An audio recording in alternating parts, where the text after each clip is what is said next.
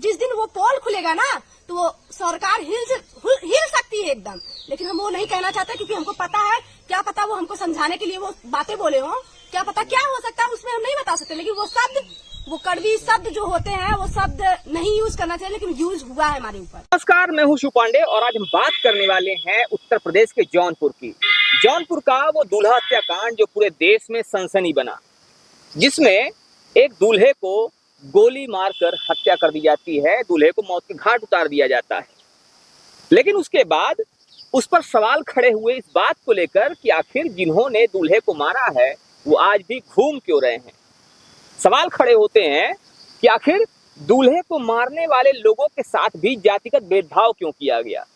सवाल खड़े हुए, ये कहा गया कि आखिर जो अपराधी हैं, अपराधियों की भी जाति क्यों देखी जा रही है। और कारण था ओम प्रकाश राजभर का एक बयान देना, जिसमें उन्होंने एक व्यक्ति को, एक अपराधी को पूरा दोषी ठहरा दिया, लेकिन उसके साथ में जो मुख्य आरोपी थे उनके विषय में उन्होंने कोई बात नहीं की। और नाम होता है प्रदीप बिंद और भोले राजभर। ओम प्रकाश राजभर पर आरोप ये लगे कि ओम प्रकाश राजभर ने अपनी जाति के व्यक्ति को बचाने की कोशिश की और साथ ही साथ उस व्यक्ति को भी बचाने की कोशिश की जो उसका मुख्य आरोपी था। जी हाँ, बताया जा रहा था कि प्रदीप बिंद इसका मुख्य आरोपी था, लेकिन प्रदीप बिंद को यहाँ पर आरोपी नहीं दिखाया गया। भोले राजभर भी आरोपी था, लेकिन ओम प्रकाश राजभर का वो जाति सजातीय था, इसलिए भोले राजभर की बात विशेष रूप से नहीं की गई। लेकिन वहीं पर एक तीसरा व्यक्ति जिसको ओम प्रकाश राजभर के द्वारा दोषी ठहराया गया और उसके बाद मुठभेड़ में बताया जाता है कि उसकी मौत हो जाती है। तो आखिर पूरा मामला क्या है और इन पूरा मामला क्या नया रूप लेता हुआ दिखाई दे रहा है, इस पर हमारे साथ बात करने के लिए दो वरिष्ठ पत्रकार हैं। हमारे साथ में है वरिष्ठ पत्रकार शीतला तिवारी जी और साथ ही साथ वरिष्ठ पत्रकार भालचंद्र पांडे जी। हम इन दोनों से बात करेंगे, समझने की कोशिश करेंगे कि आखिर ये जो आरोप लग रहे हैं, क्या ये आरोप निराधार हैं या इन आरोपों में कोई सच्चाई भी है। जिस तरह से आरोप लगाए जा रहे हैं कि जातीयता की वजह से एक लड़के को मुठभेड़ मार दिया गया, जबकि वो मुख्य आरोपी नहीं था, जबकि वहीं पर जो मुख्य आरोपी थे वो आज भी घूम रहे हैं। तो क्या ये चीजें शासन प्रशासन पर सवाल खड़े करती हैं और क्या ये चीजें कहीं ना कहीं एक कलंक का काम कर रही हैं कि जिस तरह से सरकार अपने आप को पाक और साफ दिखाने की कोशिश कर रही है, वहीं दूसरी तरफ ये चीजें कहीं ना कहीं सरकार की छवि को भी धूमिल कर रही हैं।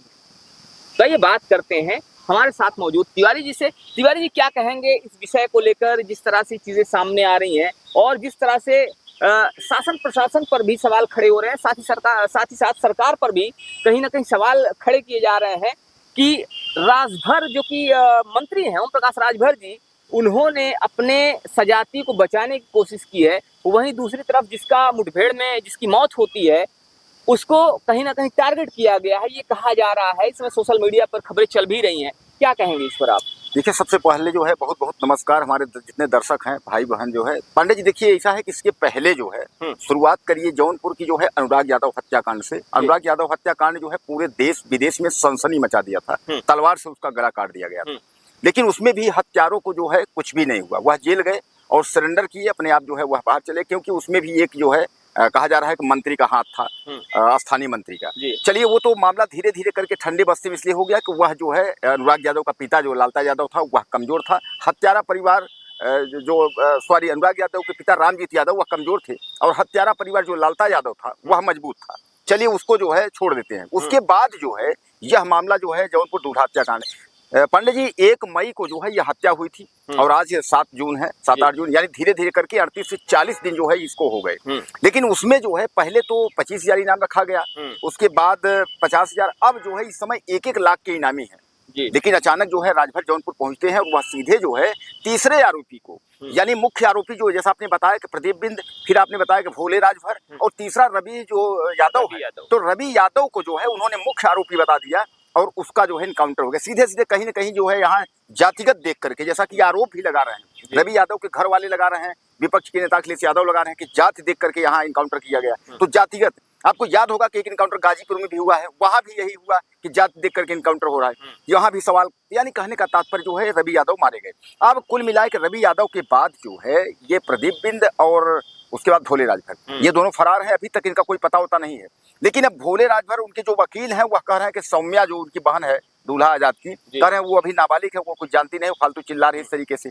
सौम्या ने जो है वह डीजीपी से मुलाकात की, डीएम से की, एसपी से की, जितने भी सांसद विधायक हैं सबसे मुलाकात की, सबने आश्वासन दिया। सौम्या का कहना है कि हम अमित शाह के पास जाएंगे, नरेंद्र मोदी के पास जाएंगे। हालांकि योगी आदित्यनाथ ने उसको ये कहा कि अगर तुम इतनी मीडियाबाजी नहीं की होती तो अब तक कार्यवाही हो गई होती। उसने ये सीधे सीधे कहा। लेकिन उसने कहा कि कोई बात नहीं, हमारे जो है वो देश के सीएम हैं, वो गुस्से में रहे होंगे, वो कह दिए होंगे। पांडे जी, यहाँ तो चिल्लाने से और धरना प्रदर्शन करने से कुछ मिल नहीं रहा है, और हम चुपचाप हो जाएंगे तो जौनपुर अनुरागी यादव की तरह ये भी मामला जो है ठंडे बस्ते में हो जाएगा। और प्रशासन जो है यही चाह रहा है कि इस मामले को भी धीरे धीरे करके ठंडे बस्ते में डाल दें। इसीलिए जो है दबाव बना रहे हैं, चारों तरफ बना रहे हैं कि जो है धीरे धीरे ये मामला जो है, लेकिन वह लड़की जो है वह जो है मामले को जो है ठंडा होने नहीं दे रही है। मामला बस यही हो रहा है। तो लड़की लगातार आवाज उठा रही है, वो आवाज उठा रही है अपने भाई की हत्या के खिलाफ, वो आवाज उठा रही है भाई के हत्यारों के खिलाफ, और कहीं ना कहीं दिखाने की कोशिश कर रही है, बताने की कोशिश कर रही है कि आप कितना भी हमें दबाने की कोशिश करें, चुप कराने की कोशिश करें, लेकिन हम तब तक चुप नहीं बैठेंगे जब तक हमारे भाई को न्याय नहीं मिल जाता। हमारे साथ में वरिष्ठ पत्रकार भालचंद्र पांडे जी हैं, हम इनसे बात करेंगे, समझने की कोशिश करेंगे कि आखिर इस मामले को लेकर इनका क्या कहना है, ये किस एंगल से इस मामले को देखते हैं। जिस तरह से ये मामला हुआ है, जिस तरह से एक दूल्हे की हत्या हुई है जबकि वो बारात लेकर जा रहा था, तो ये हत्या होना और उसके बाद अभी तक मामले में कोई भी बहुत ज़्यादा ठोस चीज़ सामने नहीं आई है, सिवाय एक उस हत्याकांड, एक उस मुठभेड़ के, जिसमें कि रवि यादव की मौत हो जाती है। तो इस पर आपका क्या मानना है, आपका क्या कहना है? देखिए पांडे जी, मेरा क्या, आज पब्लिक जो कर रही, जो दूल्हे की बहन है सौम्या, वो यहाँ छोटे मोटे अधिकारी से लेकर के और प्रदेश के मुखिया तक, डीजीपी तक, सबके पास गुहार लगा चुकी है जी। लेकिन अभी तक केवल रवि यादव के इनकाउंटर को छोड़ दिया जाए तो बाकी कोई सफलता मिलती हुई नहीं दिख रही। ऐसे ही मैटर में ढेर सारे मैटर ऐसे हैं कि जहाँ बुलडोजर चल चुका होता या चल जाता है, लेकिन यहाँ पर न तो भोले राजभर के खिलाफ अभी तक केवल इनाम घोषित हुआ, और प्रदीप बिंद के खिलाफ भी ऐसा कोई भी कदम नहीं गवर्नमेंट ने उठाया कि जिससे वो सरेंडर करें। हालांकि पुलिस लगी है, खोज चल रही है, जांच पुलिस उनके पीछे पड़ी है, गवर्नमेंट ने या पुलिस विभाग ने 1 लाख का इनाम भी घोषित किया है।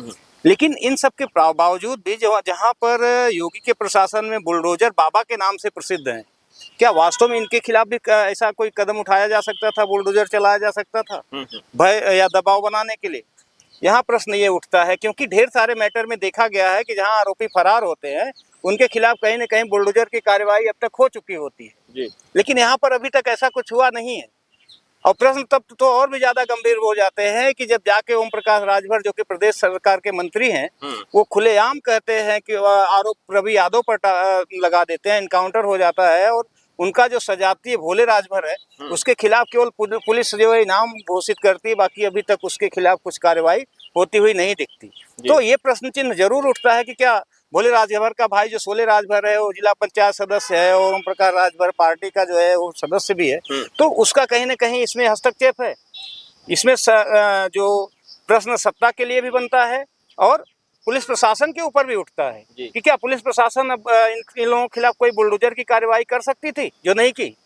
यहाँ ढेर सारे मुद्दे ऐसे उठ रहे हैं जो इस तरफ इंगित करते हैं कि कहीं न कहीं जो है सत्ता पक्ष का या ढीला ढाला रवैया उनके प्रति है, या फिर कहीं हो सकता है पुलिस जो है किसी दबाव में काम कर रही है।